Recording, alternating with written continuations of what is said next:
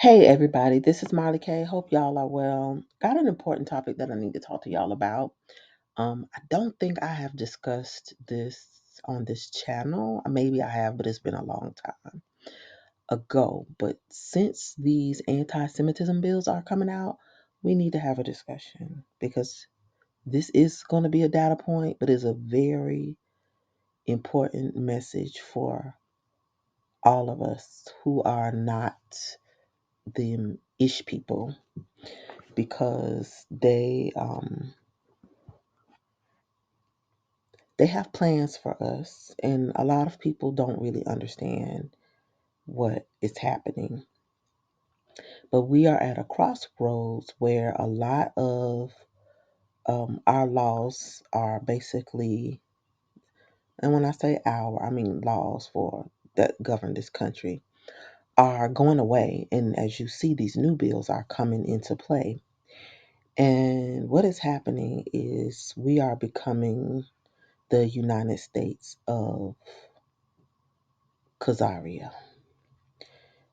And I have to say it this way because we can't talk anymore. So, black folks, we know how to say stuff without saying the stuff.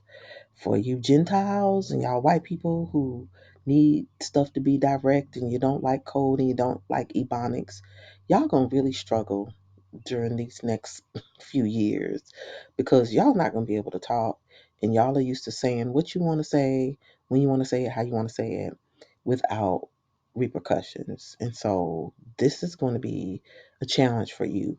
For black folks, so-called black folks, Negroes, African Americans, we're gonna rise to the challenge. We're gonna be still talking. Ain't nobody gonna know what we talking about. We got our own language, and so this is gonna be one of those cases where I have to improvise um, in order to have this conversation and teach. But we're gonna have the conversation because we need to understand the significance of what's happening. So, South Carolina legislators approve anti-Semitism bill amid national wave of Israel-Hamas war protest. Now, I want to say this for the record: ain't nobody in our state protesting.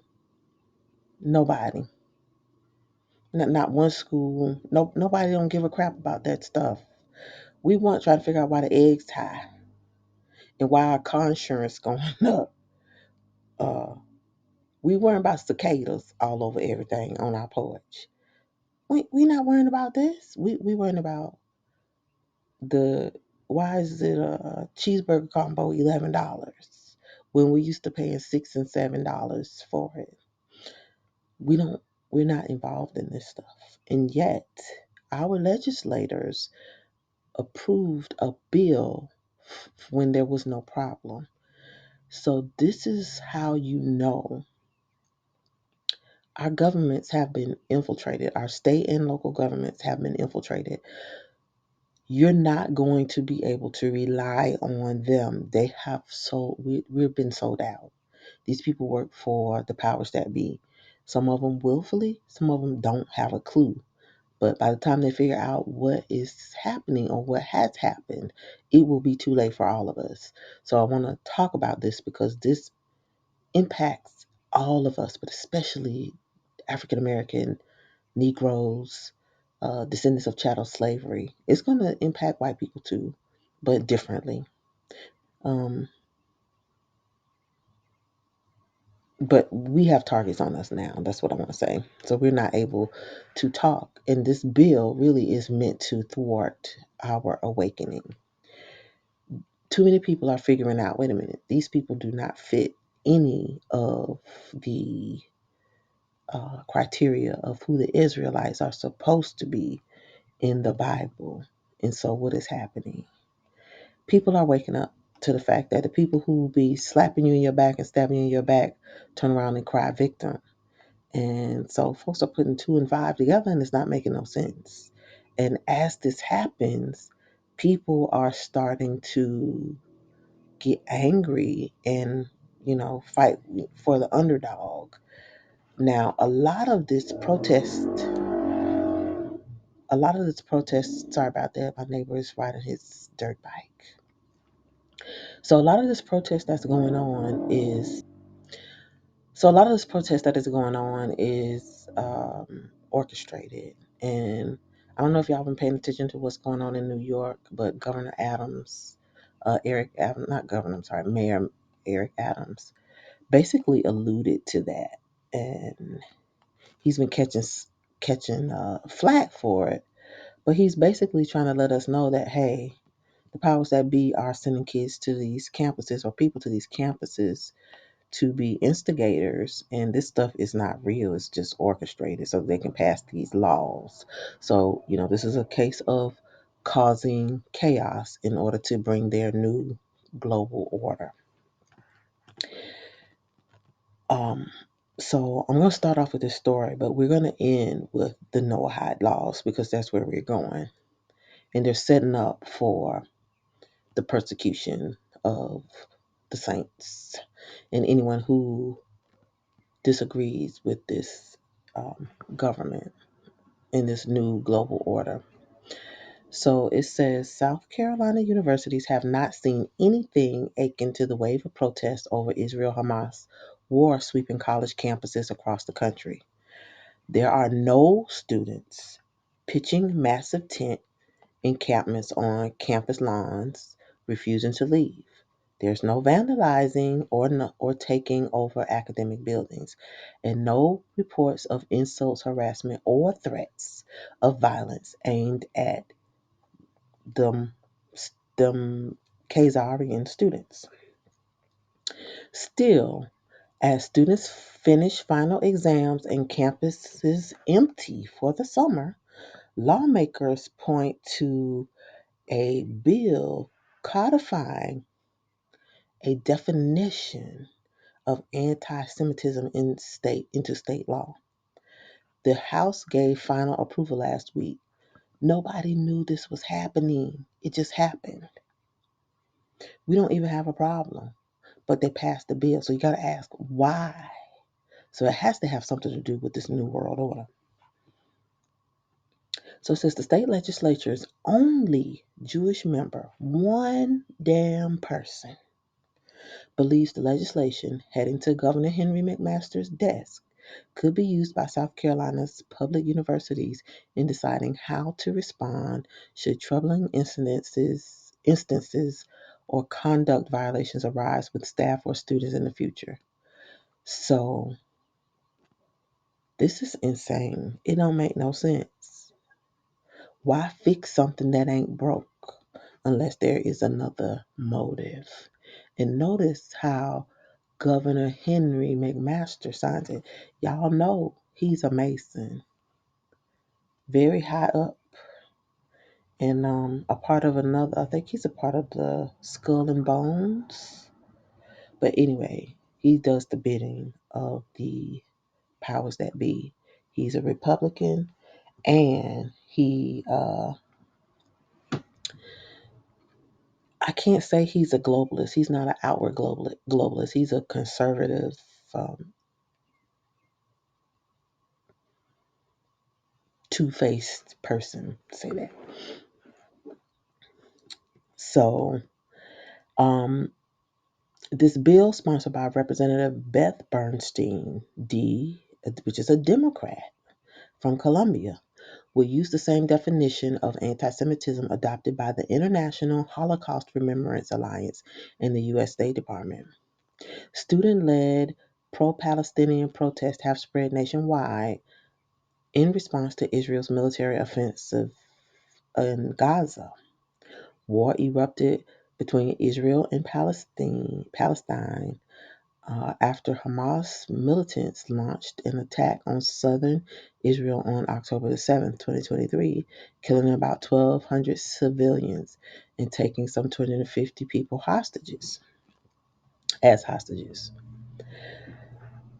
Israel has since killed more than 34,000 Palestinians in the Gaza Strip, according to the Hamas controlled Gaza Health Ministry. Bernstein said she was disturbed by chants of "Go back to Poland," reported at Columbia University in New York. That's in New York. That ain't got shit to do with us. Excuse my expression. We in South Carolina. We not in New York. We don't even get down like that. The pilgrims don't tolerate that foolishness down here. We civilized. We don't be doing all that. And at Northwestern University in Illinois, not in South Carolina, where Jewish students are suing the school over its handling of protests, a student was called a dirty Jew, and protest signs depicted the Star of David crossed through, and the school's president, who was Jewish, as a bloodthirsty devil. Well, people call us niggers and all kinds of stuff, monkeys. Ain't nobody passing no anti-black bills nowhere. What's happening here? Bernstein, who is 54, said she has never seen this amount of hate directed at Jews in her lifetime. Girl, sit down. Girl. Ah, mm, mm. For the Columbia lawmaker, it's personal. With two daughters of her own, one of whom is a student at Tulane University in Louisiana, where there's been extensive protest, she's afraid for their safety and the other young Jewish students. She said she worries about continuous harassment of those students by protesters as they walk to class. They're ostracized for being they're being ostracized, Bernstein said. Jews are being attacked just because they're Jewish. How is anybody going to know you Jewish? When you walk in, is your name on your head? Is it on your back? You're just a white person. So how does anybody know you're Jewish? Do you walk around and it's like, I'm Jewish, I'm Jewish, I'm Jewish. Target me, I'm Jewish. Like, don't make no sense. White people is white people. We don't know that they're not. There are some physical attributes that are different. But if your white daughter is going down the sidewalk to class, like somebody gonna be like, oh yeah, she Jewish. How do we know? Like, it don't make no sense. While supporters of Israel have called out the university protest as anti Semitic, protest organizers say the anti Semitic remarks of some do not reflect the views of the whole, which condemns the humanitarian crisis the conflict has led to in Gaza. Critics say those allegations are being used to silence the student movement. And so that's the main thing. So they don't want you to call them out. And that's just very interesting. It's disheartening, and I just don't know what to say about it. Um, it's just a very interesting time to be living because you can't you can't speak. Freedom of speech is dead, which I've been saying, since they shut my blog down a couple of years ago. But it's dead. They can do whatever they want. And these bills are meant to stifle speech and prevent you from, again, it's one of those things where you see something, you say something, but they want to make you seem like you're crazy and change the language. And that's the other thing that really helps you understand that these are white people, because white people care about language, they care about words, they care about reshaping history, and nobody has the power to do that except for them. They have to have laws and stuff in writing where, we who are the, chosen people, we do oral history, and we do things by, we have to remember because they always change stuff. This is why the Most High always wants us to have His word and laws written in our heart and in our heads, because these people will change the rules and move the goalpost all the time. And if you are not firm in your word, if you don't have an understanding, if you don't have wisdom, if you don't have knowledge, you will forget. You will not know. And then you will follow these people up and think that they're doing right when they're not. The Most High gives us free will, and He allows us to make good and bad choices, and He gives us the opportunity to repent so that He can forgive us. Or if we don't, then we get grace period before we begin to suffer the hardships for not repenting and not getting it right, and not turning away from sin and not changing. Well, these people are acting like gods, and that is totally contrary to the word. So they keep creating these laws, but they're not going to work because the Most High is not going. It's just not going to work. It'll work for a little while, but they're not going to be successful because the whole world is waking up. So it says, out of South Carolina's largest college campuses, only one, the University of South Carolina, has reported minor protest activity.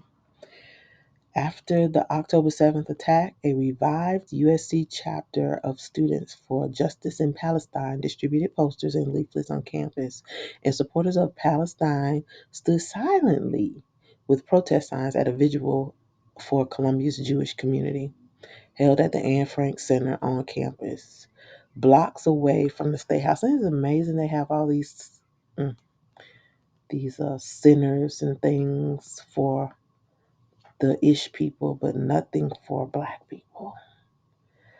You got to remember something that didn't even happen here. Don't you find that suspicious? Anywho, blocks away from the State House, protesters at a Free Palestine rally organized by the Party for Socialism and Liberation chanted and held signs, while a small group of pro-Israel counter-protesters gathered across the street. Now, do you see this Party for Socialism and Liberation? So this is how you know that the college campuses have been infiltrated by the hidden hands, and they're using, education to indoctrinate the next generation of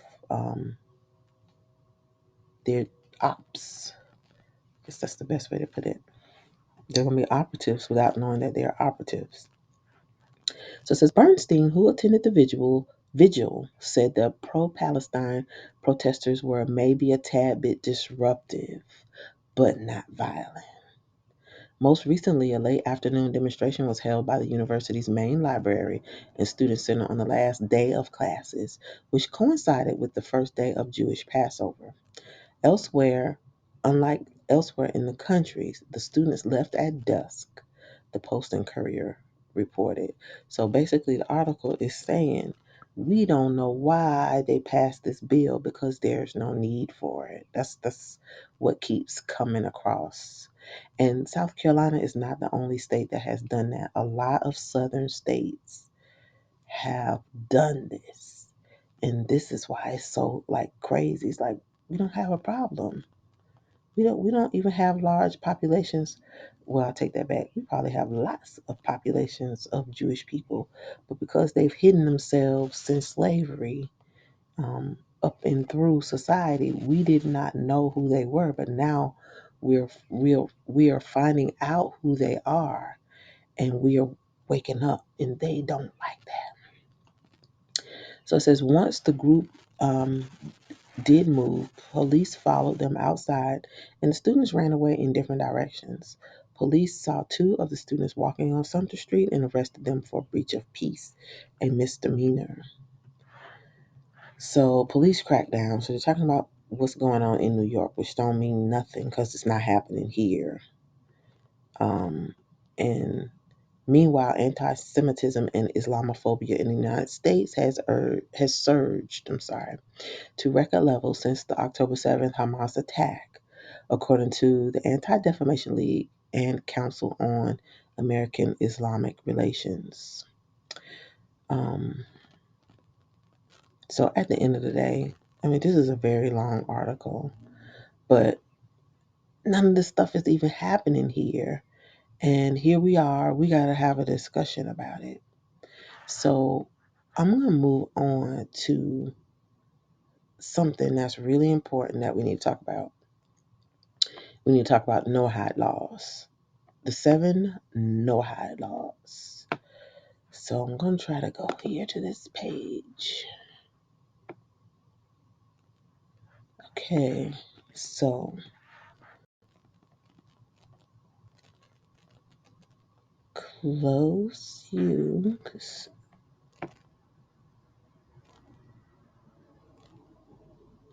I don't know what this ad. Okay, so we need to go up. Okay, so this is from the Jewish People's Virtual Library, and it is talking about the concept of the 7 Noahide laws. It's very similar to the Catholic Church's 10 Commandments, where they changed the commandments, even though from the 10 Commandments that the Hebrews had, and this is the same thing. So,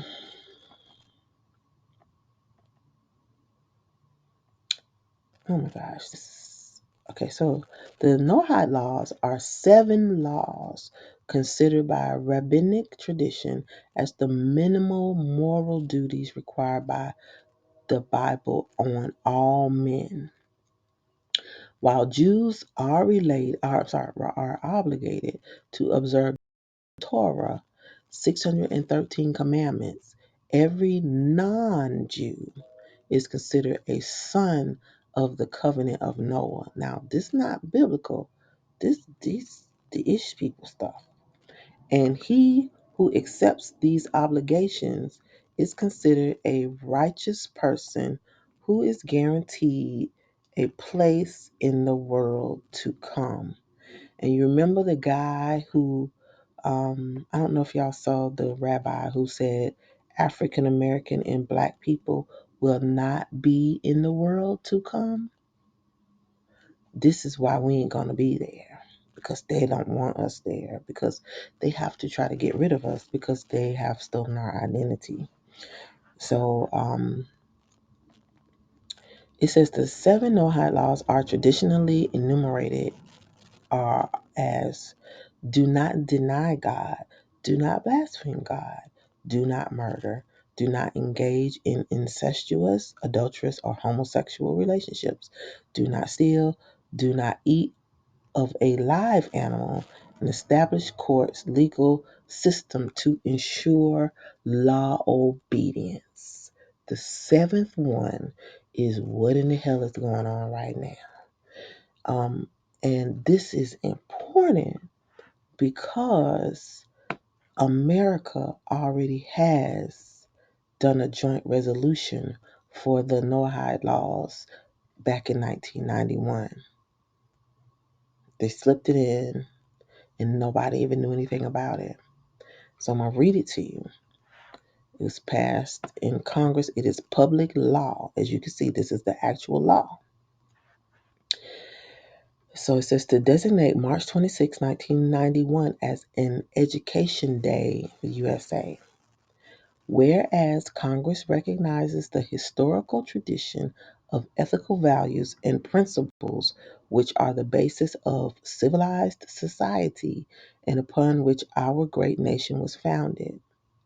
Whereas these ethical values and principles have been the bedrock of society from the dawn of civilization, when they were known as the 7 Noahide laws.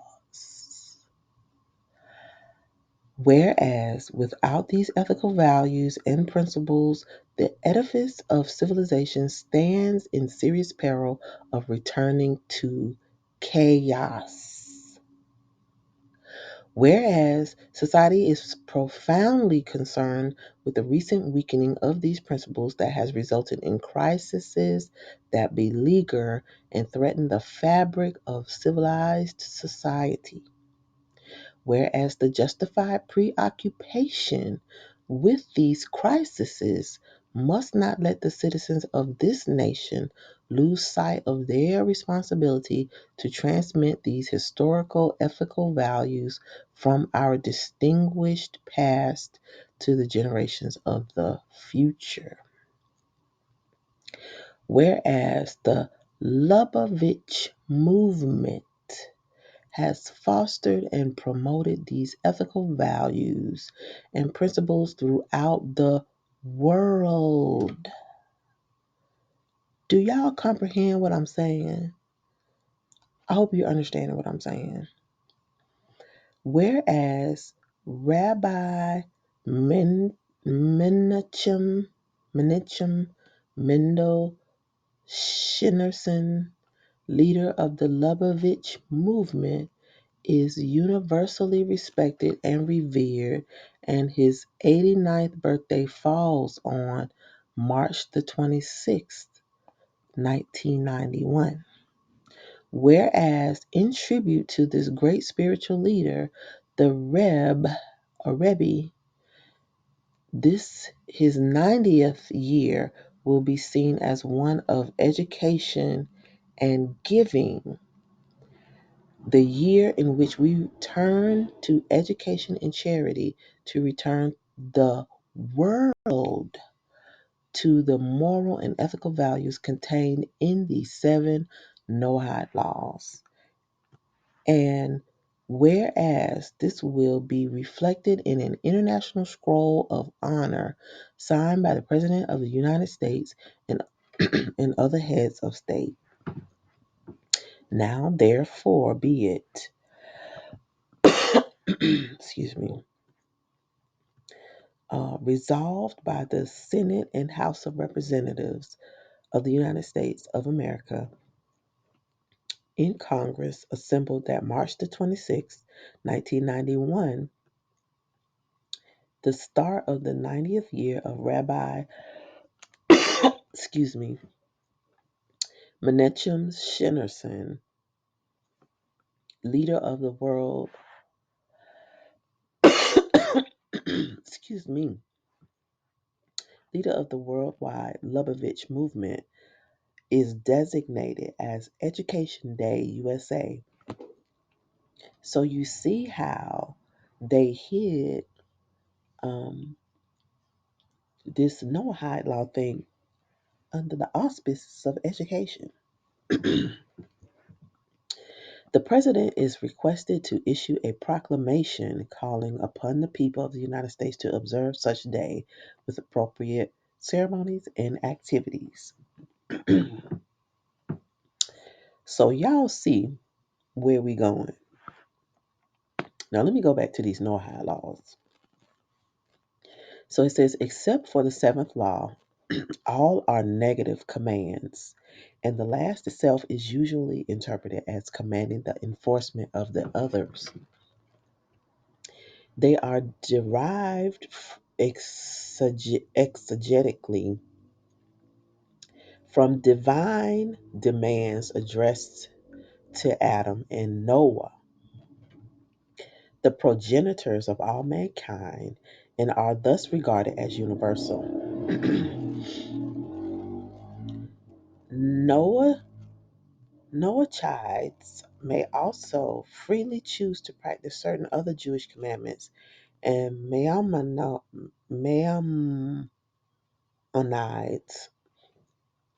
held that Noachides must not only accept these seven laws on their own merit, but also accept them as divinely revealed.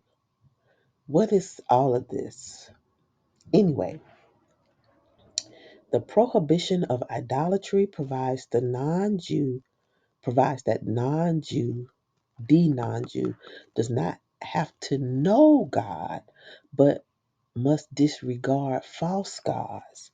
Well, how you going to know which one is false if you don't know the God?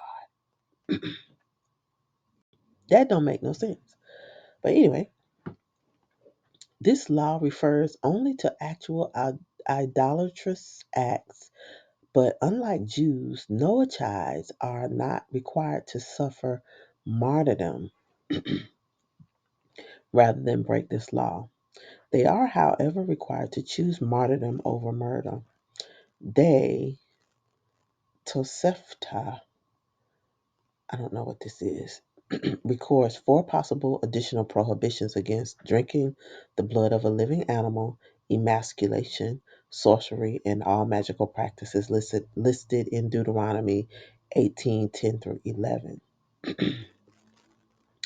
Even though the Talmud, and listen now, the Talmud and the Maimonides stipulate that a non Jew who violated the Noahide laws was liable to capital punishment. Contemporary authorities have expressed the view that this is only the maximum punishment. So we are going to transition to where these Noahide laws are getting ready to govern the whole world. They're already written into our, they're already codified basically nationally. Um,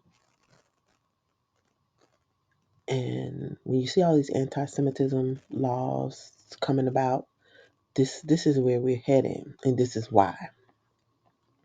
So it says, according to this view, there is a difference between the Noahide law and the Halakha.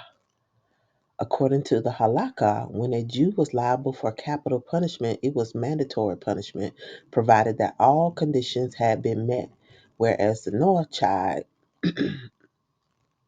law, death, is the maximum punishment to be enforced only in exceptional cases.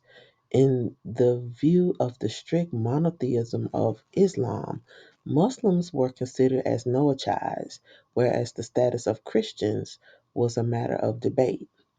Since the later Middle Ages, however, Christianity too has come to be regarded as Noachide on the ground that Trinitarianism is not forbidden to non-Jews.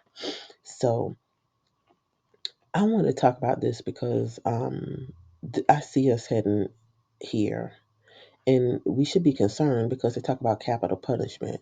Well, if you know what capital punishment is, that means death.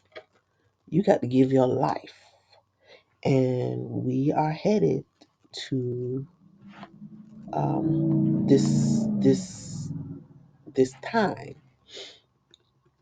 So if you look at the Noahide laws where it says, do not deny God, do not blaspheme God, do not murder, do not steal. And then the number 7, establish courts, legal system to ensure law of obedience. That is what the Khazarians are doing. They are establishing their law. A lot of things they had already established and were on the books, but now when you see all this stuff that is coming out in these state legislatures and nationally, it's time to pay attention. We have a problem. And I just want you to keep it on your radar. As you see these things pop up, as you see these laws in the books, you need to understand where we're going. You need to understand who rules your government now. We don't have a government anymore. It's been taken over. What you thought you had a constitution, you don't have that anymore.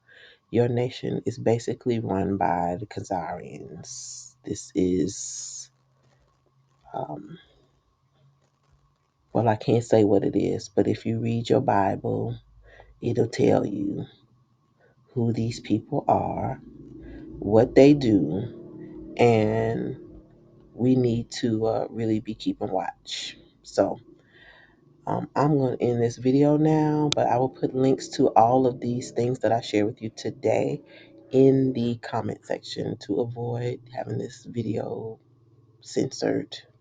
All right, this is Marley K, and I'm out.